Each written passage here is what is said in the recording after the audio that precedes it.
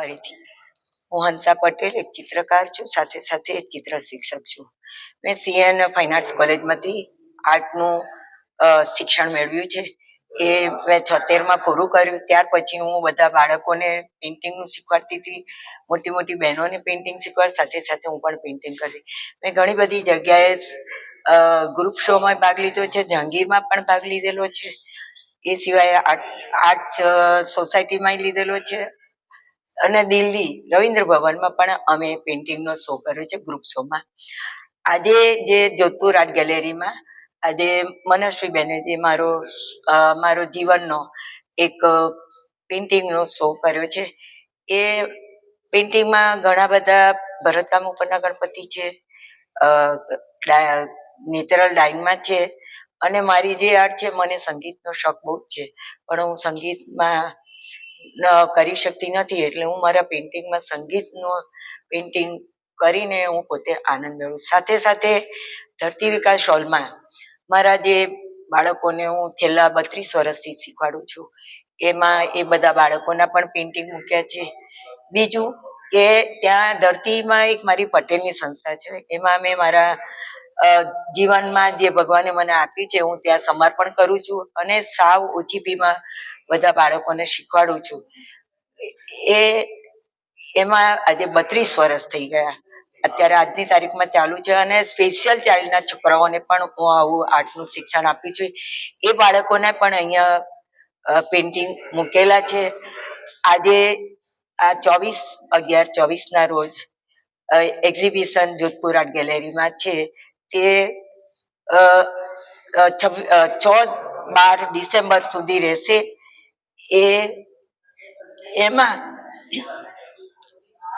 એમાં દરેક જાતના મારા કોલાજ પેઇન્ટિંગ પણ છે.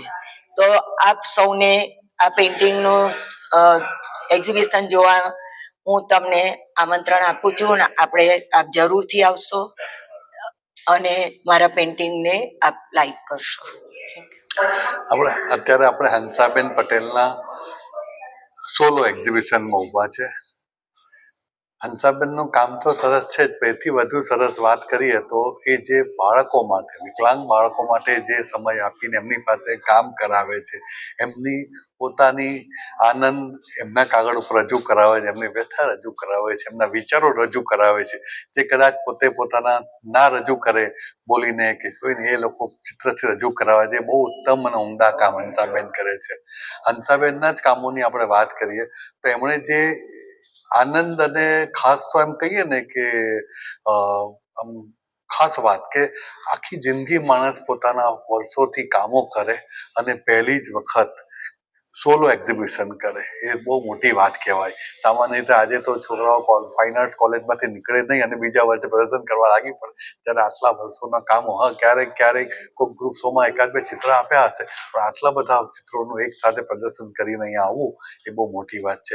એમાં એમણે જે કોલાજ ઉપર વચ્ચેના વર્ષોમાં કામ કર્યું છે કોરોના પહેલા, એ અદ્ભુત છે. કારણ કે કાગળને એમણે હાથથી ફાડીને એમાંથી પહાડો, ઝાડો, સૂર્ય ને બધા લેન્ડસ્કેપ તૈયાર કર્યા છે. સરસ સરસ કલરો કે જે તમને સૂર્યોદય, સૂર્યાસ્તની સરસ મજાની યાદ અપાવે છે. તો ખરેખર હંસાબેનનું પ્રદર્શન માનવા યોગ્ય છે, અને આપ બધા જોશો એવી ખાસ મને વિનંતી છે. અને હંસાબેનને ખૂબ ખૂબ એમના આ પ્રદર્શન માટેની શુભેચ્છાઓ.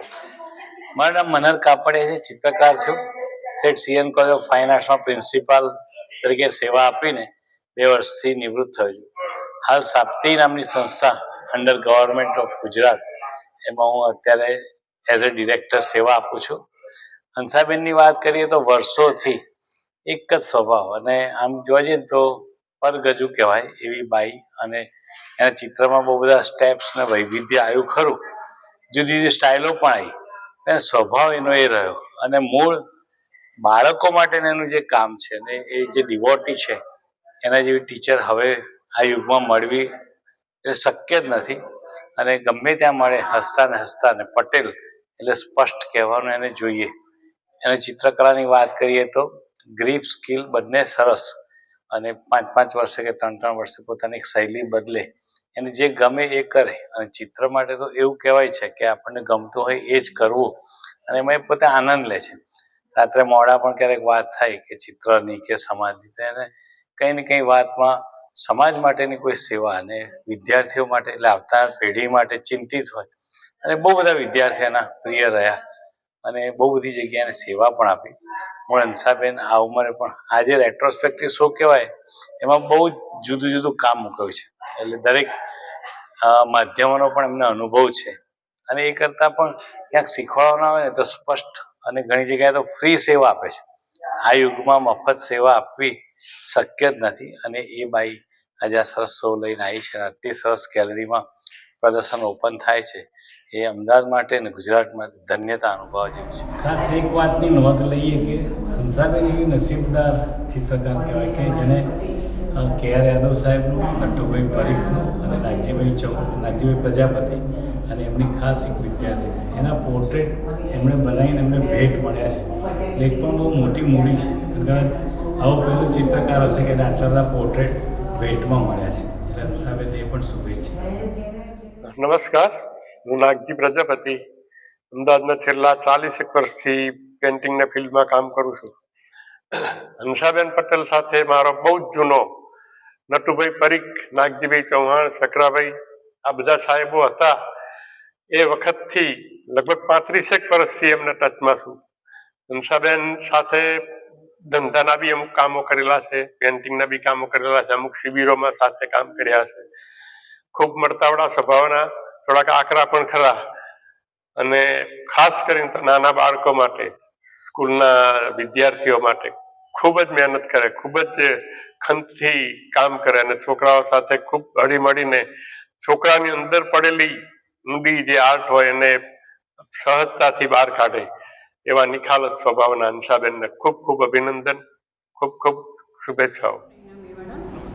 હંસા પટેલની ખાસ મિત્ર. અમે એકબીજા વગર અમને ચાલે જ નહીં.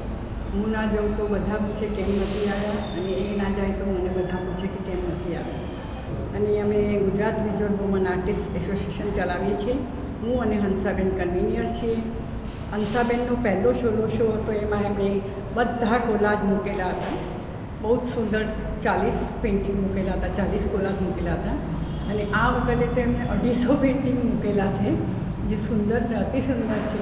તો દરેકને વિનંતી કરું છું કે ખાસ જોવા આવજો અને માણવા જેવા છે બધા એક એક ચિત્રો, જુદા જુદા વિષયો પર બાળકો સાથે રહીને પણ એટલું સુંદર કામ કરે છે. હું ભાવના ઠાકર. નમસ્કાર સર્વેને. હું હંસાબેનની ખૂબ સારી મિત્ર છું. ઘણા વર્ષોથી અમે સાથે છીએ.